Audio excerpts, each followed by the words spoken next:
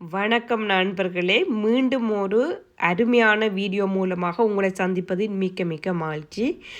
இந்த ஒரு ஹெட்டிங் எங்களோட வாழ்க்கைக்கு தேவை என்று நான் நினைச்சு செலக்ட் பண்ணியிருக்கிறேன்.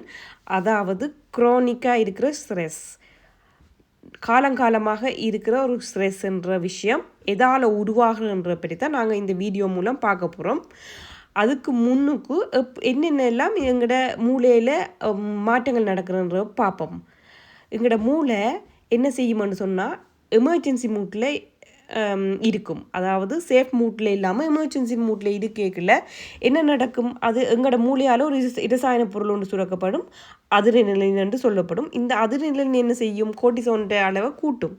உடம்பில் கோர்ட்டிசோன் கூடிச்சுன்னு சொன்னால் என்ன செய்யும், பிளட் ப்ரெஷர் அதிகரிக்கும். அந்த பிளட் ப்ரெஷர் அதிகரிக்கிறது காலங்காலமாக நடந்து அது ஒரு காலத்தில் என்னமாக இருக்கும், குரோனிக் ஸ்ட்ரெஸ் ஆகும். அதால் தான் மற்ற டிசீஸுகள் எல்லாம் உருவாகிறது காரணம். எக்ஸாம்பிளுக்கு சொல்ல போனால் ஹார்ட் அட்டாக் வர்றது காரணம், அடுத்தது பக்கவாதம் வர்றது காரணம், அப்படியான நோய்கள் வர்றதுக்கு காரணமான முக்கியமான ஒரு காரணியாக இந்த ஸ்ட்ரெஸ் இருக்கும். அதாவது கண்டினியூஸாக இருக்கிற ஸ்ட்ரெஸ்ஸை பற்றி தான் நான் கதைக்கிறேன்.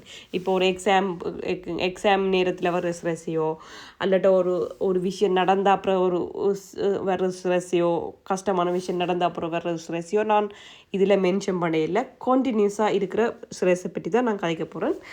முதலாவதாக நாங்கள் பார்க்க போகிறது என்னன்னு சொல்லி சொன்னால், அந்த அந்த ஃபியர்ன்ற கான்செப்டை பற்றி பார்க்க போகிறோம். அந்த ஃபியர் என்னன்னு சொல்லி சொன்னால், நாங்கள் ஓவராக ரியாக்ட் பண்ணுறோம். அதால் தான் இந்த ஒரு விஷயம் நடக்குது.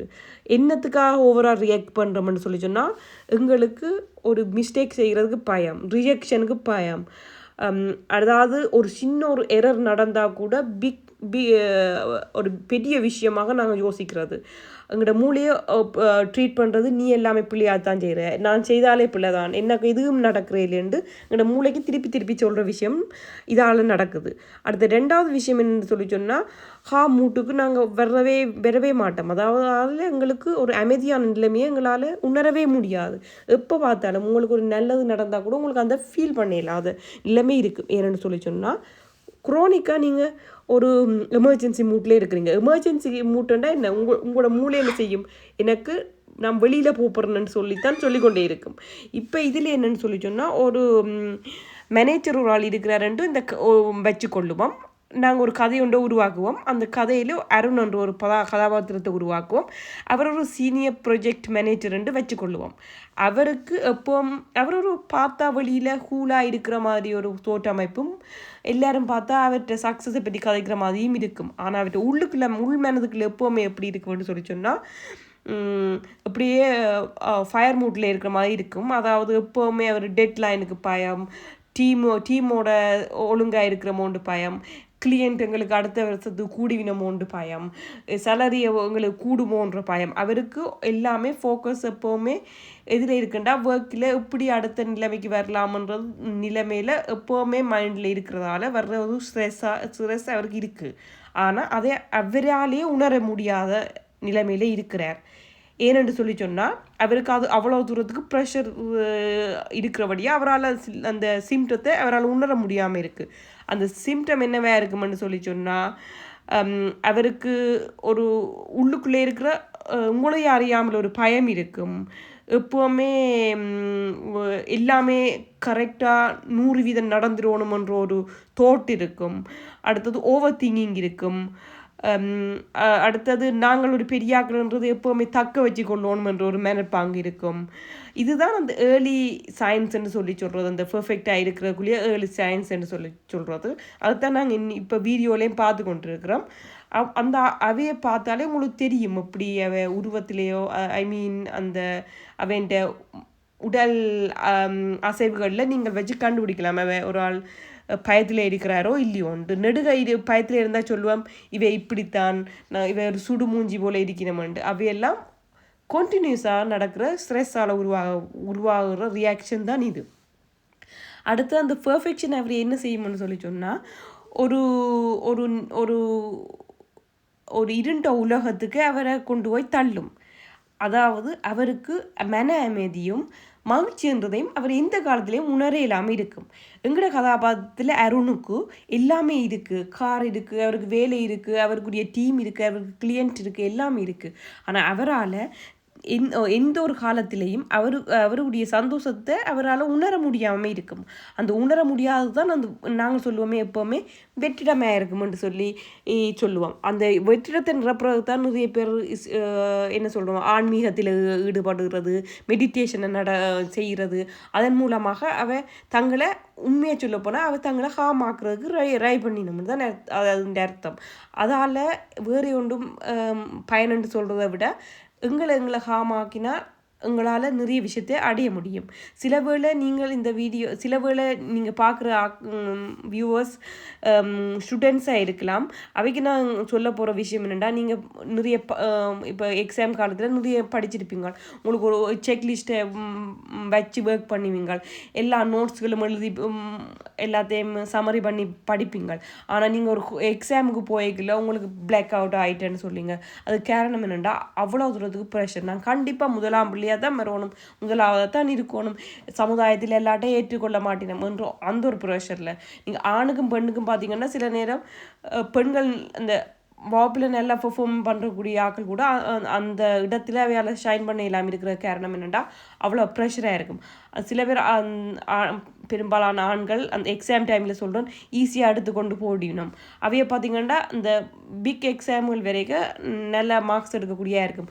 காரணம் என்னென்னு சொல்லி சொன்னால் எங்களோட மூளை பிளாக் அவுட்ன்ற நிலைமைக்கு போச்சுன்னா திருப்பி அது நார்மல் நிலைக்கு வரைக்கும் நேரம் எடுக்கும். அது ஒரு எக்ஸாமில் நிறைய பாதிப்பை ஏற்படுத்தும். அதால் நான் உங்களுக்கு சொல்கிறேன், நீங்கள் அப்படி அவசரப்பட்டு எல்லாத்தையும் செய்தால் கூட அது இந்த பலன் இல்லைன்றக்கா சொல்கிறேன். ஏனெண்டா நானும் அப்படி ஒரு பர்சன்ன்றபடியாக எனக்கு எந்த எக்ஸ்பீரியன்ஸ் மூலம் உங்களுக்கு சொல்லக்கூடியதாக இருக்குது. இப்போ இந்த படத்தில் பார்க்குறது என்னன்னு சொல்லி சொன்னால், உங்களோட எமோஷன் எப்படி உங்களோட பாடியை எஃபெக்ட் பண்ணுதுன்ட்டு. அதாவது உங்களோட நீங்கள் ஹாப்பியாக இருந்தால் எப்படி இருப்பீங்க, நீங்கள் சேட்டாக இருந்தால் எப்படி இருப்பீங்க, அல்லட்ட கவலையாக இருந்தால் அப்படி இருப்பீங்க, நியூட்ரலாக இருந்தால் அப்படி இருப்பீங்க, லவ் மூட்டில் இருந்தால் அப்படி இருப்பீங்க, ரொமான்டிக் மூட்டில் இருந்தால் அப்படி இருப்பீங்கன்றது தான் இந்த வீடியோவில் காட்டுது உங்களுக்கு. இந்த வீடியோவில்ன்றத விட இந்த படத்தில் இருக்கிற விஷயத்தை பற்றி நான் சொல்கிறேன். அடுத்த விஷயத்துக்கு நாங்கள் என்ன போகிறோம்னு சொல்லி சொன்னால், அருண்ட விஷயத்தில் பார்த்திங்கன்னா அருணுக்கு எப்போவுமே நான் சொன்ன மாதிரி இரிட்டேஷன், ஆங்ஸைட்டி, அவரால் என்ஜாய் பண்ண இயலாது, டவுனாக ஃபீல் பண்ணுறது மனதுக்குள்ளேயே. அவர் ஒரு இருண்ட ஒரு உலகத்தில் உண்மையாகவே வாழுகிறார். அவர் ஒரு மாஸ்கை போட்டுட்டு வெளியில் அவர் சிரிக்கிற மாதிரி காட்டுறார்.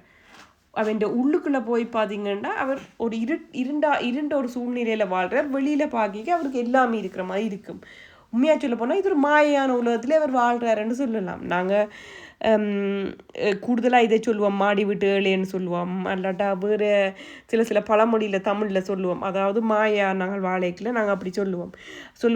எங்கள்கிட்ட கொஞ்சம் காசு இருந்தாலும் சந்தோஷமாக இருக்கணும் டேரன்னு சொல்லி சொன்னால் அதுதான் நாங்கள் எங்களுக்கு ஹாப்பியான மூட்டை எங்களுக்கு உருவாக்குறபடியா.